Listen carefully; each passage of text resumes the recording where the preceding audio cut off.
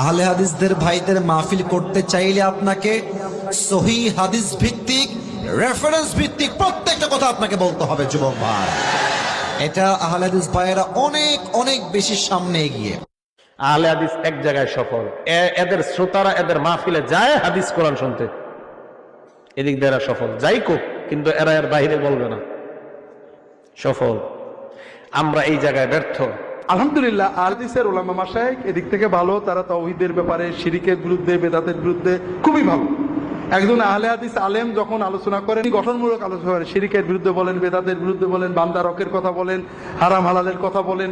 আপনারা যারা আহলে হাদিস আছেন, আহলে হাদিসদেরকে আমি মহব্বত করি, কারণ তারা কয় যে বাবা ঠিক আছে, এত তরিকা নিয়ে আমরা চলতে পারবো না, আমরা একটা তরিকার উপরে চলি। সেটা হলো আল্লাহ কি কইছেন আর নবীর কি বলছেন, এটা নিয়েই চলি। এইটার মধ্যে যে কোনো গোমরাহি নাই, এটা আমি বুঝি, এটার মধ্যে কোনো গোমরাহির কথাবার্তা নাই, এটা এক হক কথা, এককাল সঠিক কথা। এই সঠিক কথাটা আপনারা ভালো করে সুন্দর করে দলিল প্রমাণ দিয়ে মানুষকে বুঝান।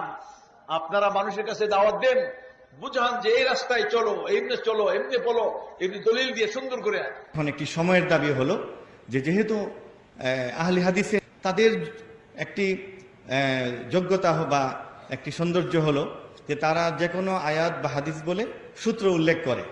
আমাদের কিতাবাদিতে আগে এটি হয়তো অতটা প্রয়োজন মনে করিনি, এখন মনে হয় যে আমাদের সকল ক্ষেত্রে ওই বক্তব্যে, কিতাব রচনায়, বই রচনায় হাদিসের নাম্বার, আয়াতের নাম্বারগুলো আমরা যদি দিতে পারি তাহলে আমাদের